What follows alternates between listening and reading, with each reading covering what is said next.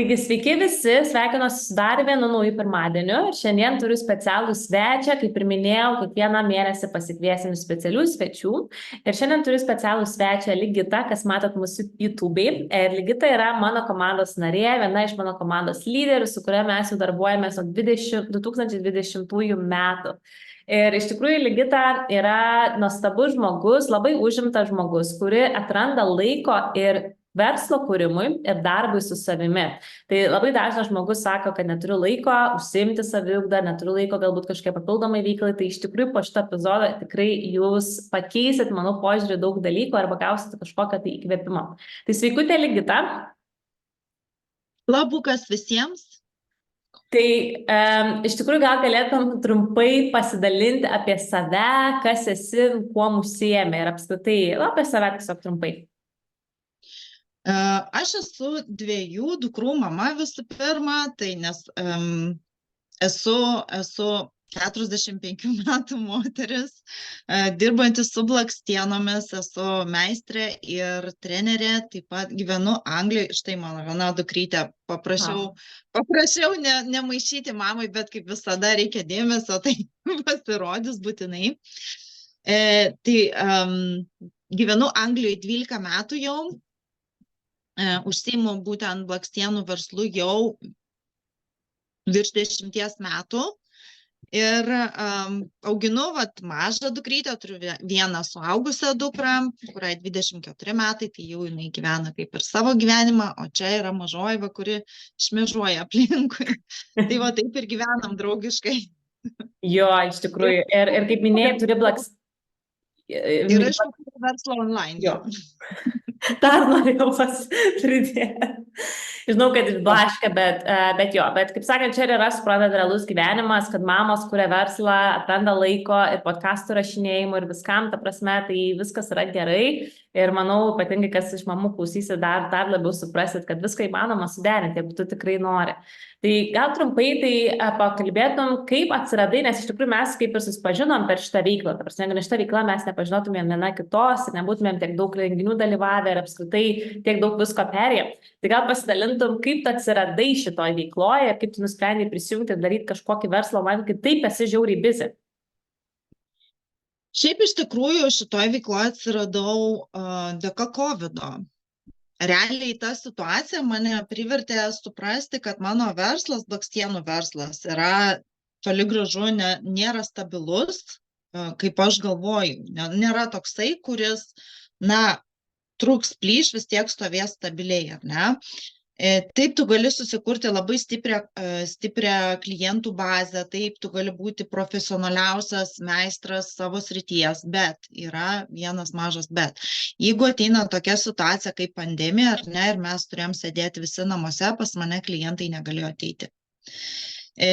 Tada aš supratau, kad man reikia kažko, kas leis man turėti šalia viso šito dar vienas pajamas, nes, būkime atviri šiais laikais, kai viskas taip stipriai brangsta, net ir dabar, kada pandemija jau pasibaigusi, net ir dabar turėti antras pajamas yra tikrai labai labai gerai, nes iš vienų pajamų gana sunku pragyventi. Tai taip ir atsiradau, tiesiog per savo klientę tuo metu pamačiau, kad jį įstojo į tokią veiklą ir mane sudomino, nes aš tiesiog buvau pradėjusi jau galvoti, iš tikrųjų buvau labai tokioj, nekokioj būsenoj, buvau depresyvi būsena buvo, nes buvo ta nežinomybė, neaišku, kada mes čia atsidarysim, neaišku kaip, vyras taip pat sėdėjo namuose ant 80% algos. Ir neaišku, ta nežinomybė tiesiog mažas vaikas, 2,5 metukų buvo mažai mano tada. Mažas vaikas sėdi namuose ir nežinai, kas bus toliau. Santaupos senka ir neaišku, kada tas pasibaigs. Ir tas savo tikrai pradėjo trigerino labai daug depresijos, labai daug panikos atakų ir tiesiog aš pradėjau galvoti, kas vyksta ir kažką reikia su tuo daryti. Ir kai pamačiau, kad ta klientė įstojo į šitą veiklą, aš tiesiog parašiau ją ir paklausiau, kas tai yra.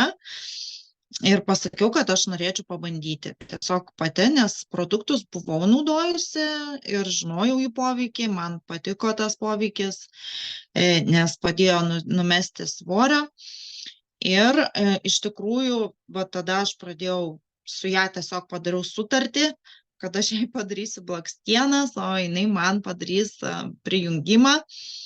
Nes tuo metu pinigų tokių negalėjau leisti savo, tai buvo 50 svarų tuo metu prisijungimas ir man tiesiog buvo, nežinant, kas bus toliau, buvo, gana rizikinga išleisti tokius pinigus.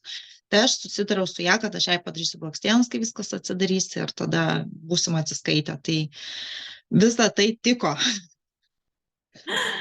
Jo, tai gerai, kad turėjai kaip atsidėkoti su visu šito prisijungimu. Ir kaip ir sakai, va, yra daug klausytojų ir šiaip su kuo tenka ir tau bendrauti, žinau, ir man, bet yra daug žmonių, kurie maždaug, aš šitaip esu užimta, čia darau verslą, ne, blakstienom užsiemu, ypatingai grožio specialistė. Bet kaip ir sakai, tai nėra garantuota, ne, ir tu realiai, kol tu nedarai to darbą, tol tu neuždirbi, bet jeigu tau reikės kažkur išvažiuoti, tu realiai negalėsi dirbti, ar tokiais atvejais, kai negalėjai prisiliesti prie žmogaus. Tai va, su ta intencija ir prisijungiai, kad tiesiog užsidirb papildomai, susikur planą B ir tuo metu tų pinigų tikrai labai reikėjo, ypatingai kai buvo tokia situacija.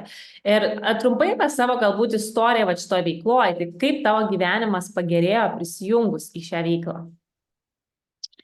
Šiaip iš tikrųjų prisijungus aš pirmiausiai, kas mane nustebino, tai buvo tas pozityvus mąstymas ir ta pozityvi bendruomenė. Tas mane labai pirmiausiai krito į akis, kad aš kai atėjau, aš pasijutau kaip aš kokiam draugių ratelį, ar ne, mane labai šiltai priėmė ir tiesiog tas buvo toksai, pripažinkime, mes lietuviai esam tokie daugiau šaltesni žmonės. Ir tas toksai šiltas priėmimas tau taip, wow, kas čia, kaip čia dabar taip.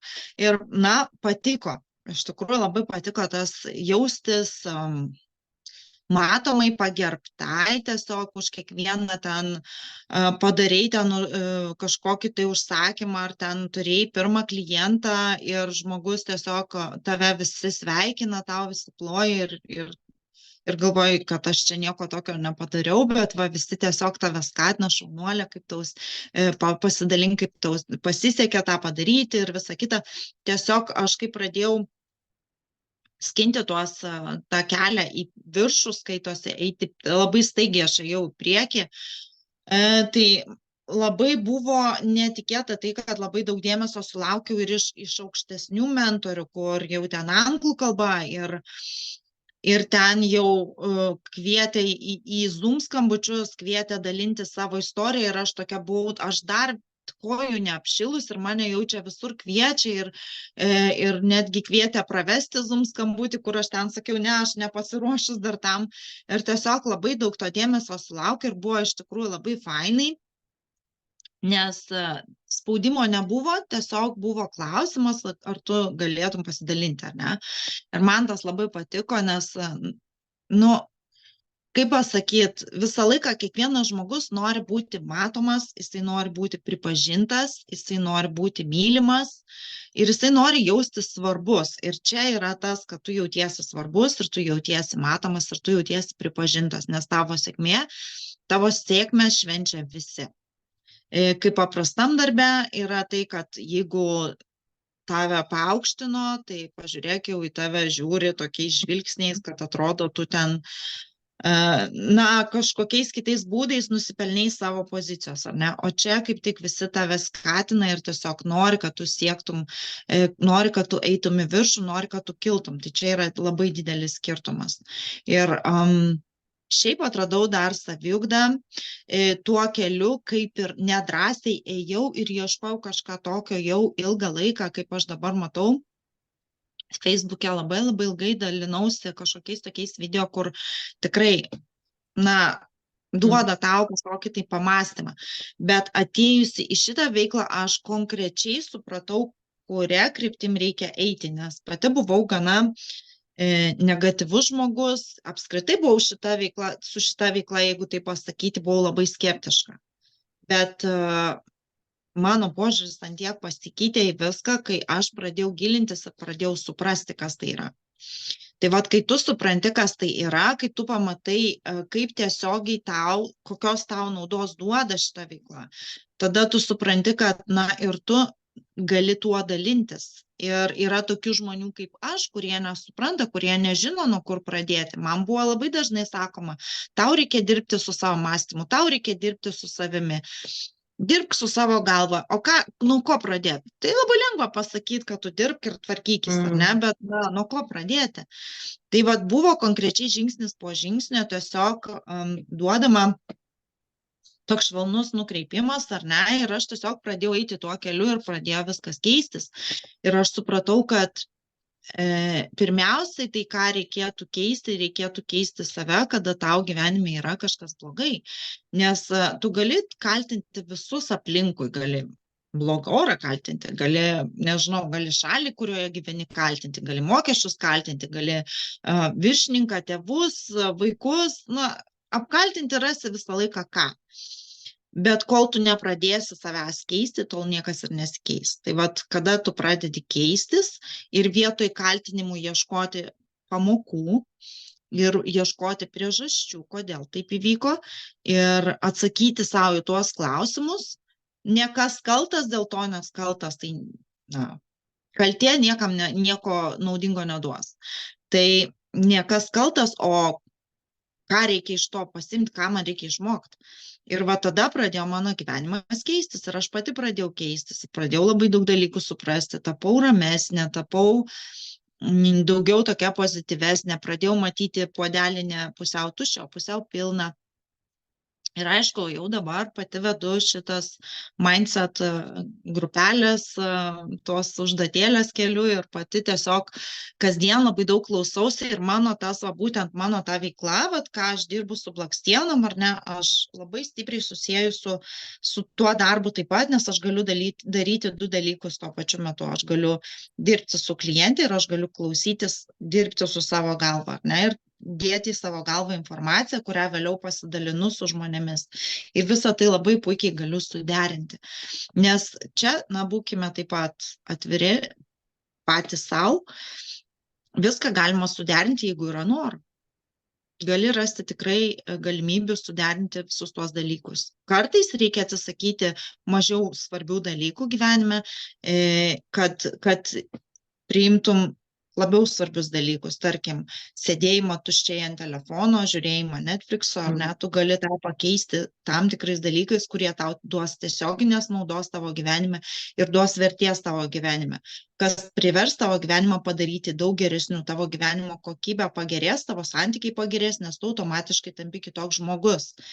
Tai tu tampi geresnis žmogus, tavo santykiai su tavo šeimos nariais tampa geresni ir sklandesni, tavo santykiai su bendradarbiais tampa ir taip toliau. Jo, tikrai taip, iš tikrųjų. Ir va dabar, kai tu kalbėjai, taip ir pagalvojau, kokia buvo tavo iš tikrųjų kelionė, kokia tu prisijungė, aš atsimenu, ir kaip tavo mąstymas pasikeitė, atsimenu, galvoju, kas šita moteris, prasme. Bet tu visada buvai tokia, kaip aš sakau, coachable, nėra tas angliškas žodis, kaip tu ir sakai, bet tiesiog kas tau ką patarė, tu įėjai ir darai, tu gal buvai skeptiška ir tai visiems mindseto dalykams, kad va čia visi dėkingumo rašymai, kažkokias meditacijos, žinai, kitiems žmonėms atrodo labai keista pradžio, ten vizijos lenta, ar ne, ten tokie dalykai, bet tu vis tiek tai darai, ar ne, ir va, kaip ir sakai, iki ko nuėjom, kad tu pati pradėjai vesti, žodžiu, ir apmokymus mūsų komandai, kol aš esu išvykusi ir vesti mūsų grupelę, ir dalinėti savo žiniomis ir socialiniuose tinkluose ir panašiai. Ir manau, dar taip, kai tu dabar kalbėjai, pagalvojau, kad kiek tu visko priklausai, tu pati galėtum savo podcastą vesti realiai, iš tikrųjų, ir kalbėti su žmonėms, ką aš čia kalbu, iš tikrųjų. Tai ir kaip ir sakai, tu irgi dirbi daug, ir kaip kiti žmonės, tai čia ir yra būdas, kaip jūs galite maitinti savo smegenis, dirbi ar ne Blakstienų darbą, ar kažkur kažkokį fizinį darbą, tu gali ausinukė klausyti kažką, tai čia yra pats geriausias dalykas. Tai galbūt galėtum pasidalinti, kokias, aišku, klausai kasdien daug visko. Ir vis čia tokia matau ir pasidalini, kad to perklausi, jau sunku ir susiekti, ką tu ten perklausai, bet galbūt pasidalintum, kokios yra tavo tos kasdieninės praktikos, kurias dabar darai, galbūt kažkokie tai patarimai kitiems žmonėms, nuo ko pradėti, nuo ko tu pradėjai pradėti užsiimti saviugdą. Šiaip galiu pasakyti tai, kad pirmiausiai tai patarčiau pradėti nuo to, kad ryte atsikėlus iš karto nepulti griebti telefoną.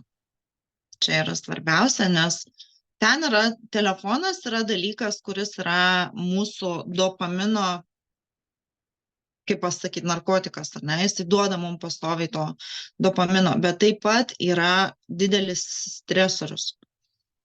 Tai kada mes atsibundame, mes tiesiog dar esame toj būklėj, kada tu esi pusiau miegantis, pusiau prabudęs, tu dar visiškai realiai tavo smegenis dar nėra pasiruošę priimti tiek daug informacijos. Ir kada tu prabundi ir tiesiog griebė pirmiausiai telefoną, įsivaizduokit, jūs atsibundat ir ten, tarkim, randat kažkokią tai žinutę, labai prastą žinutę, labai negatyvę, labai įžeidžiančią, skaudinančią žinutę, ar ne? Jūs rytą savo pradedate su tokia nuotaika. Tai atsitinka labai daug streso jūsų viduj, jūsų smegenis, jūsų širdis pradeda labai plakti stipriai, jūsų smegenis pradeda stresuoti ir išskirti labai daug streso hormonų. Čia yra ne tik tai mindsetas, jūsų mąstysena yra tiesiogiai, jūsų smegenis ir tiesiogiai įtakoja jūsų būklę. Tai įsivaizduokite, emocinis kūnas yra susijęs labai stipriai su fiziniu kūnu. Tai jeigu jūsų rytas prasideda nuo streso arba ten, nežinau, pamatėte kažkokį tai video, ar ne, ir ten jisai jums sukėlė stresą, tiesiog yra tai, kad jūs nepasiruošę jo priimti dar psichologiškai nepasiruošę, dar neatsibudę pilnai, ar ne, ir jūs jau stresuojate ir tai įtakos visą jūsų dieną ir visą dieną jūs galite apie tai tiesiog galvoti. O tai, kad jūs galvosite, jūsų protas nesupranta, kad tai nėra ta realybė, ar ne? Jūsų protas, kai jūs išgyvenate kažkokį stresą, jūs galvojate apie kažkokius tai dalykus, jūsų protas supranta, kad tai vyksta šiuo metu.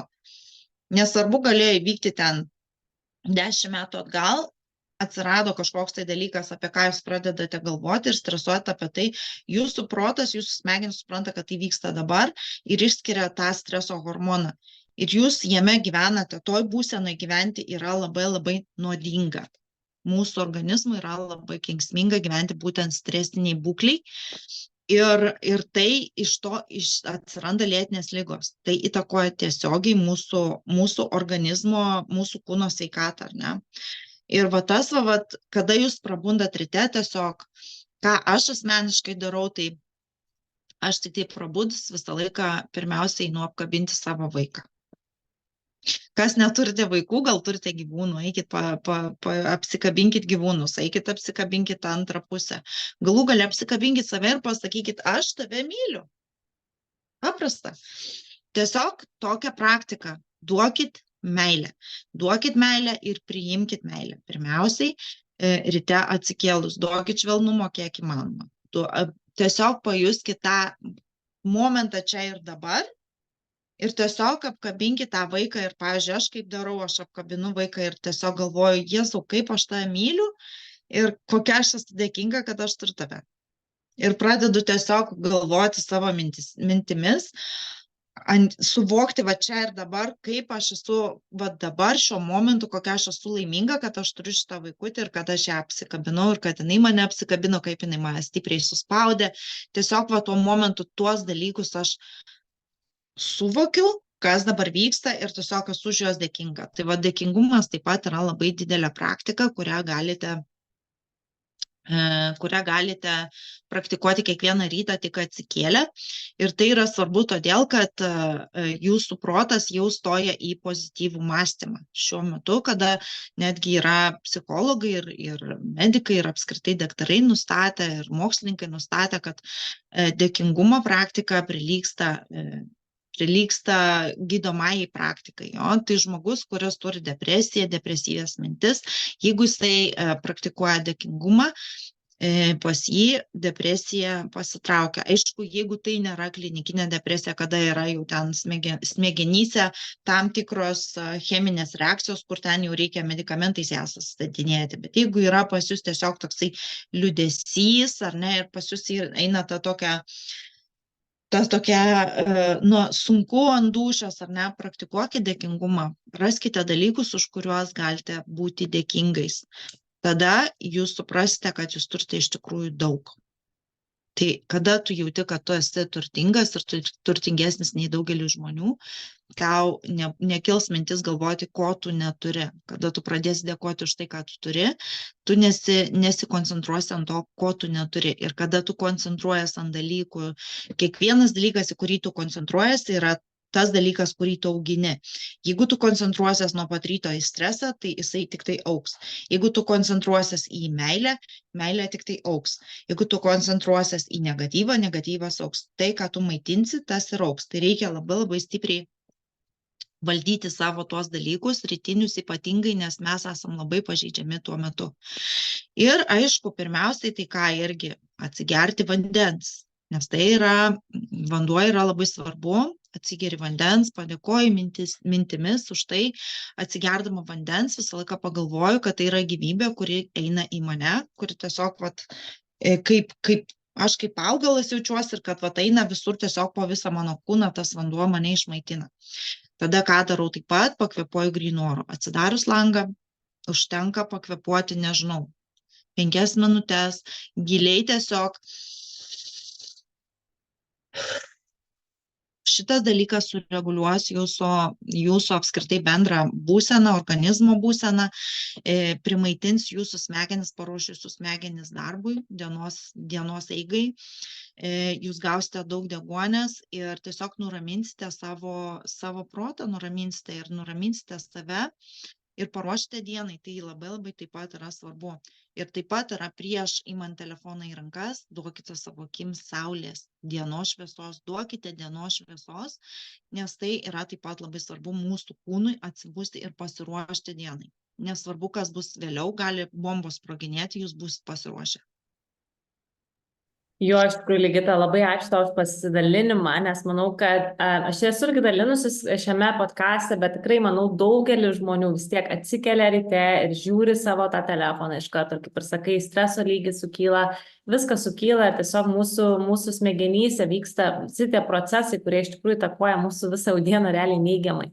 Tai čia tikrai labai, labai, labai svarbus dalykai, ką pasidalinai, ir išgerti vandens, duoti šviesą akims visų pirma, tai tiesiog ir labai man patiko, kaip ir sakai, kad apsikabini savo vaiką ir iš tikrųjų, kiek iš jūsų atsikeliat ryte ir apsikabinat savo mylimą žmogų ar kačiuką, ar nežinau, ar patys save, jeigu vieni esat, iš tikrųjų, čia labai toksai paprastas galbūt dalykas, bet jisai duoda mums labai daug įtakos. Ir aišku, dėkingumas, nes jo, kad ir tu turi mažai galbūt palyginus ten su kažkuom, aš nežinau, bet jeigu tu turi mažai netgi to momentu, bet jeigu tu netgi ir štai dėkoji, tu nenori pritrauksi save, tai dar daugiau. O jeigu mes fokusuosimės, ko nenorim, dar turėsim. Tai labai tau ačiū, Ligita, už to pasidalinimą ir tikrai žinau, kad jeigu nori kažkas tave pasiekti, tai kur galėtų tave rasti socialiniuose tinkluose? Na tai Facebook'e galima mane rasti Ligita Balsienė vardu, o Instagram'e galime mane rasti Ligita _ba. Jo. Jo, aš dar prie epizodo aprašo parašysiu, galėsi tiesiog paimti, paskaityti ir pasekti ir pažiūrėti, ką dalinasi socialinės tinkluose, nes tikrai, kaip ir minėjo Ligita, ir aš žinau, kad tikrai daug dirba, daug klauso ir yra tikrai pavyzdys, nes taip pat Ligita dabar ir sportuoja ir kad ir minėjai, kad tau yra 45 metai, bet tau tikrai taip netrodo, kad tiek yra iš tikrųjų. Ačiū labai. Aš iš tikrųjų galiu pasakyti, kad keletą mėnesių atgal, jau 4 mėnesiai atgal, turėjau operaciją ir dėka kurios aš dabar galiu sportuoti, bet po tos operacijos negalėjau visiškai judėti kurį laiką ir kol sugis visi siūlai ir kol sugis visas kūnas, kas buvo prisiūta, kas buvo pakelta ir taip toliau, žodžiu, tai buvo po gimdymo likusi trauma ir ją reikėjo sutvarkyti, bet dėka šitos veiklos, į kurią aš atėjau, ar ne, tai aš galėjau užsiimti ją gulėdama patale, galėjau užsiimti tuo, ką aš darau dabar, ar ne, šalia savo blakstienų, nes mėnesį laiko pas mane klientės negalėjo ateiti, aš negalėjau tiesiog sėdėti tiek laiko ir dirbti. Tai mėnesį laiko aš turėjau tik tai šitą verslą ir vėlgi eilinį kartą teko padėkoti už tą veiklą, nes iš tikrųjų kaip niekad supratau, kaip yra gerai jaustis, kad tu turi pagalbę. Tiesiogine to žodžio prasme, tu turi pagalbę, kad tu žinai, kad jeigu tu nugriūsi, ar ne, įvyks tokia situacija ir tau teks gulėti lovoje, tu turėsi pajamas. Tai yra taip pat labai labai svarbu.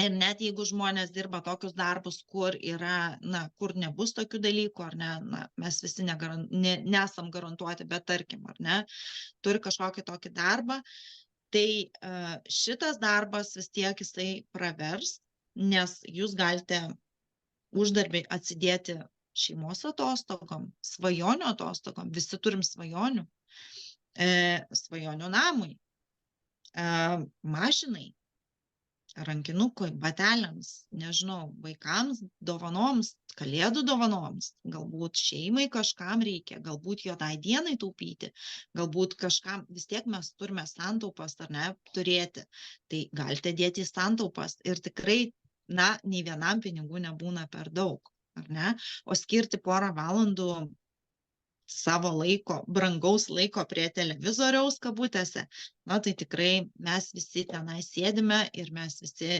sėdime su telefonu rankose ir tuščiai leidžiam laiką, tai tikrai galima pasinaudoti šitą progą ir už to uždirbti.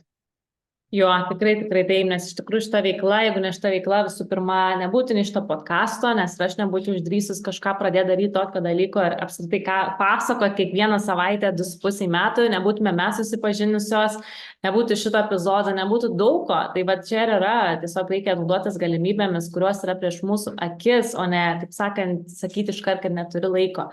Tai ačiū tau labai, Ligita, už tavo laiką, ačiū visiems, kas klausėt. Ir jeigu norite rasti šio podcasto įrašą gyvai, jūs galite mus susirasti YouTube, Saviugdos podcastas, kur galite matyti mus ne tik klausyti Spotify. Ir Instagrame galite rasti Agnuela podcastas ir TikTok Agnuela podcastas ir mane taip pat galite rasti Agnė Der. Ir kaip Ligita minėjo, taip pat jūs galite rasti Instagram ir Facebook'e ir parašysiu viską epizodo apraše. Tai ačiū, kas klausėt, ačiū tau, Ligita, ir iki kito sekančio karto. Iki.